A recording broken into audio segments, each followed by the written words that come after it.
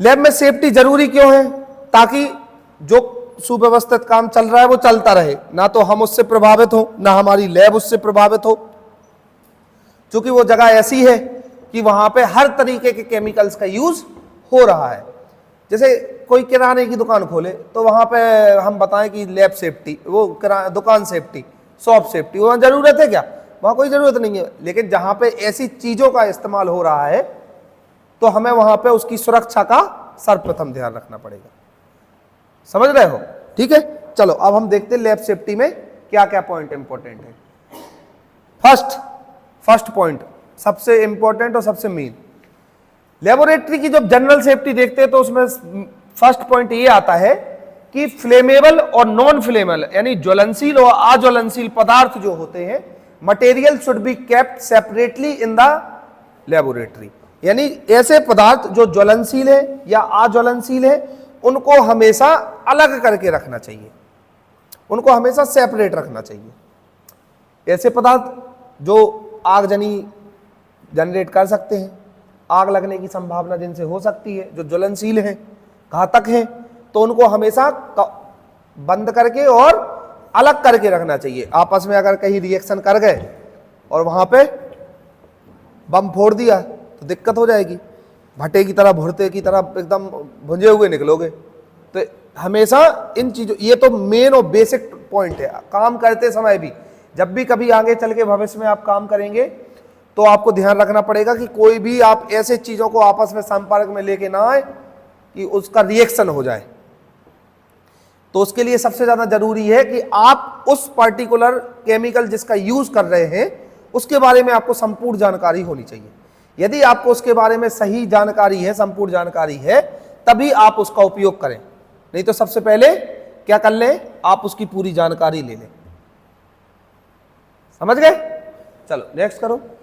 All type of equipment in the laboratory should be kept on the flat surface. जितने भी instrument, जितनी भी machineries का use हो रहा है वो हमेशा कैसी सरफेस पे रखे हुए होने चाहिए? फ्लैट सरफेस पे। सरफेस फ्लैट रहेगी तो ही रिजल्टिंग हम सही से दे पाएंगे, तो ही हम जो टेस्ट कर रहे हैं उनकी रिजल्ट हम सही से कर पाएंगे। अगर सरफेस सही नहीं होगी तो फिर हम उसका रिजल्ट सही से नहीं दे पाएंगे। समझ आई बात? नेक्स्ट करो। फिर the Bunsen burner and spirit lamp use in the laboratory should be use with care. ये होता है बर्नर, ये ब्यूसेन बर्नर कहलाता है। इसमें यहां पे क्या लगता है? यहां पे क्या लगता है? सिलेंडर लगता है और इससे क्या होती है? आग निकलती है। इनको जब भी हम यूज कर रहे हो तो इनका हमेशा बहुत सावधानी पूर्वक उपयोग करना चाहिए। चाहे स्प्रिट लैंप चाहे बर्नर का यूज कर रहे हो तो हमेशा इनको बहुत ध्यान में, ये पूरा नहीं है, इसका और भी पार्ट्स होते हैं, तो फिर वो क्या करते हैं? आग जलती है इनसे। ठीक है, नेक्स्ट करो बेटा। The door and window of the laboratory should be kept close while performing the experiment. जब भी आप कोई एक्सपेरिमेंट परफॉर्म कर रहे हैं लैब में तो वहां पे जो डोर्स हैं, वहां पे जो विंडो है वो हमेशा कैसी होनी चाहिए? क्लोज होनी चाहिए, बंद होनी चाहिए, ताकि आप अकेले ही ग्रसित हो उस चीज से। अगर कुछ उसका विपरीत परिणाम हो गया तो पूरी दुनिया को ना लेके खत्म कर देना। कोई ऐसा केमिकल पता चला, वो भोपाल गैस कांड जैसी MIC वगैरह रिस गई तो हो गया काम खत्म, है ना? तो हमेशा लैब के दरवाजे खिड़कियां बंद होने चाहिए। After completing the experiment it's data should be entered carefully. जब भी कोई एक्सपेरिमेंट आप कर ले रहे हैं तो उसका डाटा हमेशा क्या करना चाहिए? केयरफुल तरीके से उसको एंटर करना चाहिए। जब भी कोई एक्सपेरिमेंट किया उसकी क्या क्या रिजल्ट्स आए, क्या क्या उसका परिणाम आया, क्या उसका डेटा है, उसको पूरे को डाटा हमारे पास होना चाहिए, उसको एंटर कर लेना चाहिए। पता चला अगर मशीनरी के भरोसे कि हम इसमें रह लेंगे उसमें डिलीट हो गया फिर, तो आप उसको नोट कर लो डाटा को पूरा, और उस डाटा को फिर एनालिसिस करके रिपोर्ट जो बनती है आप उस रिपोर्ट को तैयार करो। फिर आता है needle and sharp material should be destroy through needle disposal system.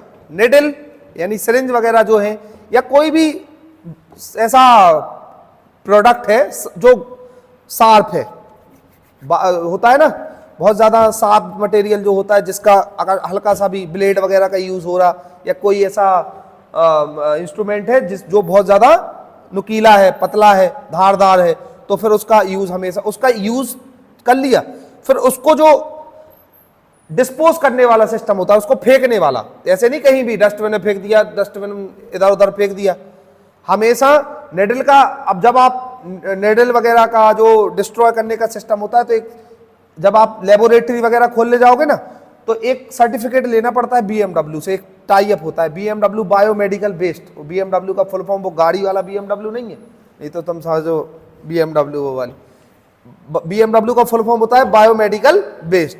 Biomedical based एक ऑर्गेनाइजेशन है जो हॉस्पिटल्स का, लैब्स का कचरा उठाती है, जो भी बायोमेडिकल बेस्ड होता है उसको उठाती है, फिर वो उसको डिस्ट्रॉय करने का काम करती है आगे, आपकी लैब से वो कलेक्ट करेगा। और जो रेड डस्टबिन में जितना सामान हम डालते हैं ना, रेड डस्टबिन में किस डस्टबिन में कौन सा सामान डालते हैं वो पता चल जाएगा।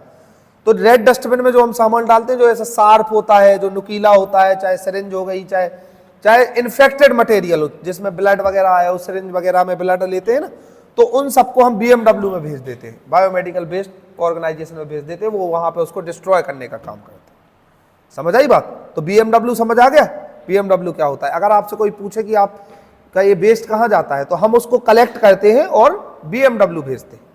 अलग अलग ऑर्गेनाइजेशन चलती है, अपने यहाँ भोपाल में तो बीएमडब्ल्यू काम कर रही है, बायोमेडिकल बेस्ड। जो जिनकी गाड़ी आती है, गाड़ी एकदम पैक होती है, वो उसमें कचरा लेके जाते हैं, फिर वो आगे उसको डिस्ट्रॉय करते हैं। समझ गए?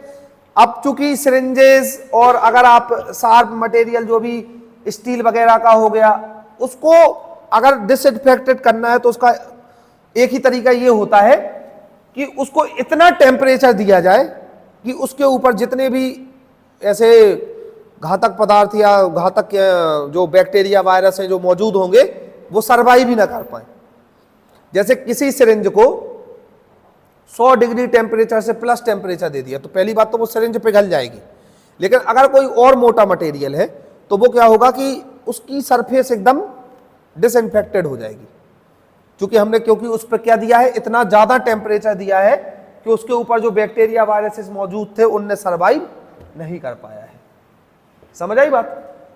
Proper maintenance of all type of laboratory record should be done. Maintenance की जो भी रिकॉर्ड होते हैं, मेंटेनेंस तो सबसे मस्ट है। अगर मशीनों का उपयोग हो रहा है तो उनका मेंटेनेंस भी जरूरी है, हमेशा उनकी साफ सफाई, उनकी सुरक्षा समय समय पर। जैसे अपने पास गाड़ी वगैरह होती है, गाड़ी का मेंटेनेंस होता है ना, सर्विसिंग करवाते हैं, हमने इतने किलोमीटर यूज कर लिया, अब हम इसकी सर्विसिंग करवाएंगे, इसको मेंटेन करवाएंगे, होता है ना। तो मशीनों का भी मेंटेनेंस बहुत जरूरी होता है, वो समय समय पे होते रहना चाहिए। If there is any kind of fire in the laboratory, there are fire extinguisher should be used. अगर कोई भी ऐसी सिचुएशन बनती है कि कहीं भी लैब में मान लो आग लग जाती है, कोई भी होती है, तो आग बुझाने वाला जो सिलेंडर होता है ना, देखा होगा लटका रहता है इतना बड़ा लाल कलर का, तो उसको लैब में प्रेजेंट भी होना चाहिए, उसका लैब में होना भी चाहिए, और आपको उसका यूज करते भी आना चाहिए। कैसे उसका यूज किया जाता है आपको ये भी आना चाहिए। समझ आई बात? अगर कोई भी ऐसी सिचुएशन बनती है तो आप उस समय पे तुरंत उस आग को कंट्रोल में कर सको।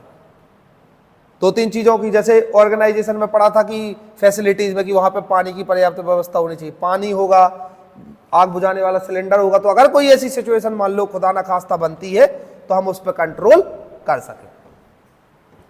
फिर आता है the laboratory should B periodically disinfected. समय समय पे लैब जो होती है उसको, पूरी लैब में या तो सैनिटाइजर का या जो भी ये क्या होता है फिनाइल वगैरह जो भी होता है, उससे समय समय पे क्या होते रहना चाहिए, पूरी लैब में छिड़काव होते रहना चाहिए, डिसइंफेक्टेड होती रहनी चाहिए। कि हो सकता है कि कहीं पे हम यूज कर रहे हैं, प्रॉपर उसकी साफ सफाई ना कर पाते हो, तो वहां पे फिर वो केमिकल जनरेट हो, वहां केमिकल वो पड़े पड़े उनने बैक्टीरिया वायरसेस की ग्रोथ कर दी। तो हमेशा समय समय पे पूरी लैब में इन चीजों का छिड़काव होते रहना चाहिए ताकि वहां पे सफाई बनी रह सके। नेक्स्ट करो बेटा। All type of chemicals the laboratory must be labelled. जितने भी केमिकल्स लैब में हम उपयोग कर रहे हैं, जितने भी केमिकल लैब में रखे हुए, सब पे लेबलिंग होनी चाहिए। कि ये कौन सा केमिकल है, किन किन चीजों से मिलके बना हुआ है, इसका क्या, इसको स्टोर किस टेम्परेचर पे कर सकते हैं। ये चीजें बेसिक सी चीजें हैं, ये लिखी हुई होनी चाहिए। कोई भी लैब में कोई भी केमिकल है उस पर 4-5 चीजों का हमें विशेष ध्यान रखना चाहिए। केमिकल का नाम क्या है, इसमें क्या क्या चीजों का कॉम्पोजिशन है, और इसको किस टेम्परेचर पे स्टोर कर सकते हैं, और इसकी एक्सपायरी कब तक है। बेसिकली ये चीजें होती हैं, लेकिन अगर कोई केमिकल आप अपनी तरफ से बना रहे हैं किन्हीं 4 चीजों को मिक्स करके, तो उसकी लेबलिंग, उसकी लाइफ कि ये कब तक ये इसको हम उपयोग कर सकते हैं, और किन किन चीजों से ये मिलके बना है, इन सभी चीजों का लेबलिंग वहां उस पे होनी चाहिए। इन सभी चीजों को मेंशन वहां पे होना चाहिए। समझ गए?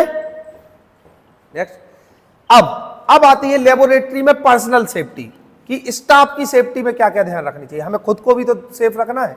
तो सबसे पहले आता है always wear apron before entering the lab. Lab में घुसने से पहले ही हमें किसको पहन के रखना चाहिए, एप्रॉन को। हमेशा एप्रॉन को पहन के रखना चाहिए। एप्रॉन के बाद the bench should be disinfected before and after working in the lab. कोई भी जगह का आप यूज कर रहे हैं, किसी भी चीज का आप यूज कर रहे हैं, तो हमेशा उसको उपयोग करने से पहले उस पर सैनिटाइज कर लो, उपयोग करने के बाद उसको सैनिटाइज कर लो। हमेशा किसी भी, चाहे मशीन का यूज कर रहे हो, चाहे किसी सरफेस का यूज कर रहे हो, चाहे किसी इंस्ट्रूमेंट का यूज कर रहे हो, अगर हम उसको कर सकते हैं, क्लीन कर सकते हैं, तो उसको पहले क्लीन कर लेना चाहिए, उपयोग से पहले और उपयोग के बाद। Never touch your hands with eyes, nose and mouth. जब भी आप काम कर रहे हैं तो हमेशा, उंगली करने की आदत तो है, वो मुझे पता है, लेकिन ध्यान रखना चाहिए। अब आपने क्या पहन के रखे, ग्लव्स, और किसी केमिकल का आप उपयोग कर रहे थे और कर ली अगर गलती से, तो फिर वो उसके साथ वो कहां गए। और कभी कभी कई लोग तो ऐसे करके ऐसे भी कर लेते हैं, तुम ही लोगों में से कर लेते हो ना, तो फिर ज्यादा दिक्कत हो सकती है। तो हमेशा ध्यान रखना चाहिए कि जब भी काम कर रहे हो तो आपको कभी भी अपने नोज, माउथ, भैया कहां खोए थे, किसके ख्यालों में खो गए थे, दर ऊपर तो देख रहे थे। फिर do not eat, drink and smoke inside the. कभी भी लैब में ना तो कुछ खाना चाहिए, ना कुछ पीना चाहिए, और ना किसी तरीके की धूम्रपान, स्मोकिंग की सिचुएशन वहां पे होनी चाहिए। क्यों, खाना पीना तो देखो जनरल सी बात है, अगर वहां पे कुछ खा पी रहे हो और वहां का वातावरण किस तरीके का बना हुआ है, वहां पे किस लेवल की बीमारियों को आइडेंटिफाई किया जा रहा था, और वो खाने के साथ साथ तुम भी खा गए उसको, तो फिर वो तुम्हें खाएगी वो बीमारी। समझ आई बात? तो इसका विशेष ध्यान रखना चाहिए। फिर आती है gloves and mask should be worn in the laboratory. Gloves और मास्क को हमेशा पहन के रखना चाहिए। ग्लव्स और मास्क जितना ज्यादा बच सके हम, जितने ज्यादा हम अपनी सुरक्षा कर सके उतना ज्यादा कर ले। कोविड-19 में देखा था आप लोगों ने, कोविड-19 में देखो कितना पीपीई किट पहनते थे लोग बाग, फिर 2-2, 3-3 मास्क लगाते थे कि ताकि कैसे भी क्योंकि वो कैसा वायरस था, वो फैलने वाला था, एक व्यक्ति से दूसरे में, दूसरे से 4 में, 4 से 10 में से फैल जाता था।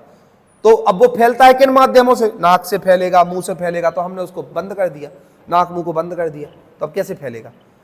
फिर पता चला कि वो तो हाथों पे चिपक जा रहा, बालों पे चिपक जा रहा, तो साला हमने पूरा ही बंद कर दिया, अपने आप को पैक कर लिया पन्नी में। अब आके बता, फिर भी वो इफेक्ट कर जा रहा था ना, क्योंकि उसकी इफेक्टिंग पावर इतनी ज्यादा थी।